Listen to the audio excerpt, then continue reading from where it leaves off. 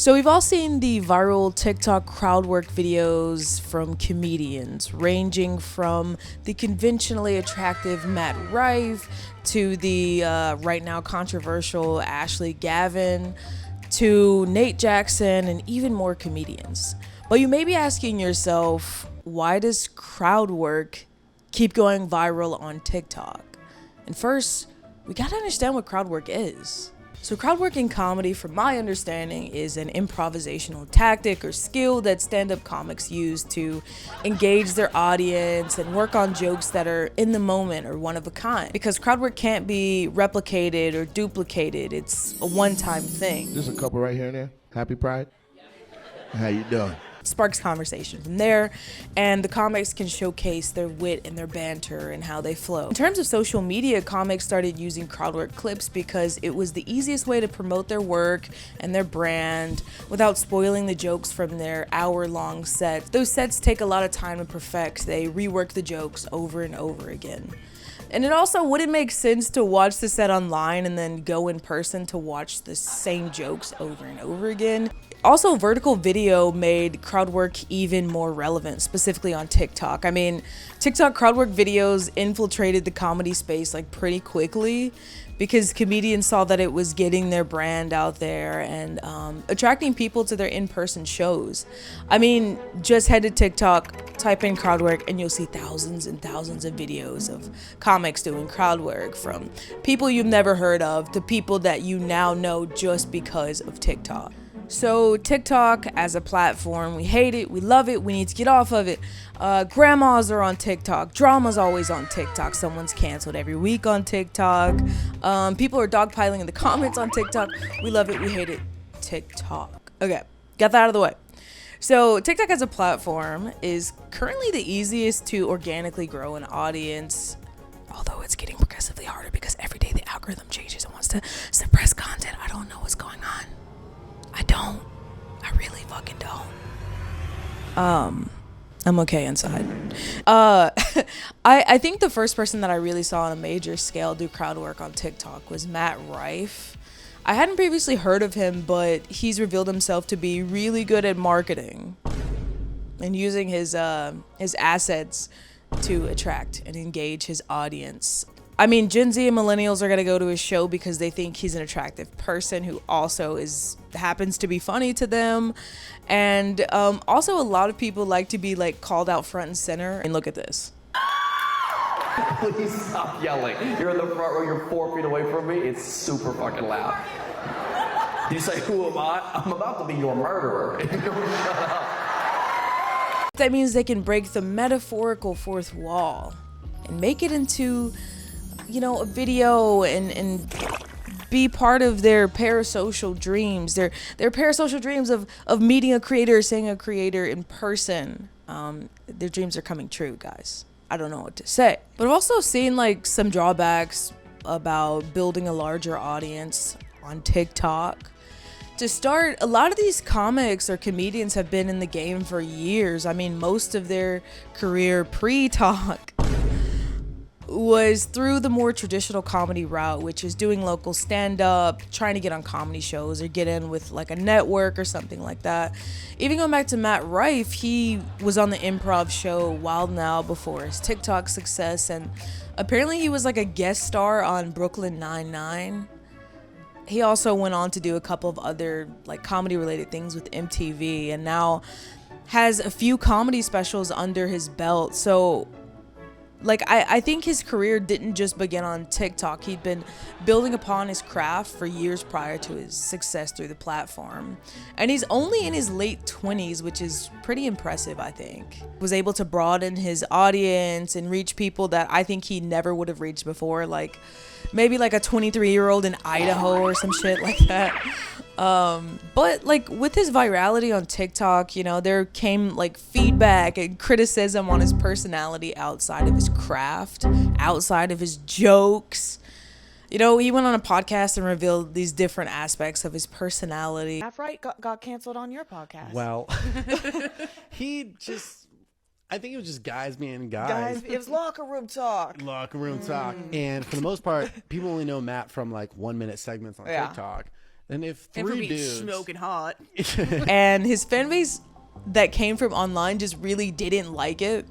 And this always happens on social media when a creator starts to break character or like reveal more about themselves personally or who they are.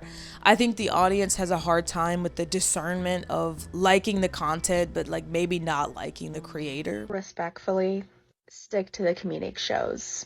So I wanted to talk more about the drawbacks of TikTok virality on a traditional art form or traditional craft like stand-up. I mean, users on TikTok are definitely going to take a stand against separating the art from the artist, I think, which plays a big part in the recent conversations about just comedy as an art form in general. People are like, is it too far? Is it not enough? In other words, like, if you do something that TikTok deems morally unacceptable, well, they're just gonna try to cancel you, basically. They'll go to your comments, dogpile you until you make an apology video, and if the apology video isn't perfect, then they'll dogpile you for that. Like, there's really no winning. And it isn't dogpiling like this, okay? It's more like this, you know? So there's no escape, you know? You can't. Once you reach virality, it's like the audience wants to control your actions and control your image, which I think is interesting in and of itself. But I want to make it clear that I am pro accountability. I just think there's a difference between calling someone out for harmful behavior and then just outright publicly shaming them and not kind of offering a human level of space to grow, understand, and develop a new perspective. Some behaviors are definitely unjustifiable, but like, come on. Like, TikTokers are kind of crazy. Like, how are people finding deleted tweets from 1998, bro? Like where, like, what kind of software do you have, like, in your possession? Like, I gotta know.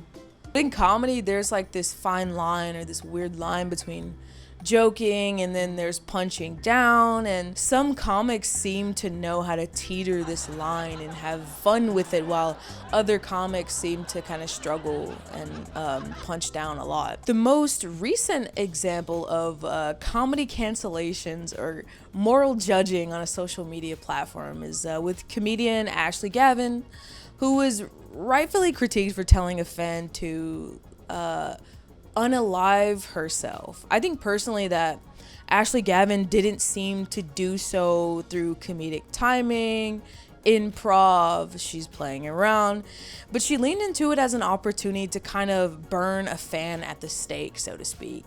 And I think Ashley Gavin seems to hate the fact that many of her new fans aren't necessarily following her because of their love for comedy, but they're following her because they want to hear her do queer improv on stage or queer crowd work. And this kind of definitely reveals Ashley Gavin's sort of resentment toward her fan base and maybe disappointment of being pigeonholed into the lesbian comedian comedy route or like queer comedian. And I think TikTok is so niche specific that like they only go to a certain creator for one certain type of content. Like if someone makes one viral crowd work video, then the audience expects them to do that over and over and over again. Like we've all seen it, people doing the same bit over and over again, and like they don't really go anywhere with their creativity. It's just the same thing. But I think TikTok definitely wants to box comedians in. And Ashley Gavin even revealed multiple times on her podcast called We're Having Gay Sex that as a comedian who wants to be taken seriously in the field, she feels defined by her sexuality or defined by labels. Instead of being a stand-up comic who happens to be queer or lesbian, people just see her as the lesbian queer stand-up comic who does crowd work. And I think there definitely is a clear difference between the two. I chose to do this rather than to sell it because my goal is to build a more mainstream comedy audience for people who want to watch comedians and don't just want to watch a lesbian talk about fingering her girlfriend. Gavin even talks about how she craves this mainstream success in the stand-up space, but her newer fan base just wants to poke the bear and say, hey, do crowd work because that's what we want to see. But I think like a lot of stand-up comics, they from my understanding, want to show that written material because that's what they work on the most. That's what means the most to them. And I think working on something for months and months makes you like hold something like it's your baby, right? It would be like telling the multi-talented actress Viola Davis to do the Annalise Keating walk. But that's like the only conversation. Like, you're like, hey, can you do the Annalise Keating walk? Like, that'd be great. It's one character, right? She's so much more than that. This frustration is specifically prominent among stand-up comics and not more sketch comics like TikTok famous Delaney Rowe, or maybe even like Sarah Shower, who does bits on their channel, things like that. There definitely seems to be this high standard that a lot of stand-up comics are putting themselves on and they're trying to reach. And I personally never knew that stand-up comedy had such almost prestige to it, but I'm starting to see how deeply these creators and these comics care about their craft. I mean, we even had Nate Jackson make a post about how TikTok just skyrocketed his presence and how he's been doing comedy for over 18 years, but now he has 3 million followers on TikTok, sold out comedy tour. Like, I don't think anybody can get tickets to those like anymore. Almost every one of his videos does go viral. And so that's just the power of TikTok. So I think there's a lot of tension between comics and their audience overall. I mean, crowd work clips on TikTok have definitely made it simultaneously more difficult and also easier for comics. It's made it more difficult because there's this creative pressure from their audience to kind of pigeonhole the comics into only doing crowd work, making them a one-trick pony. But it's also easier for the comics because they're growing their audiences faster than I think ever before.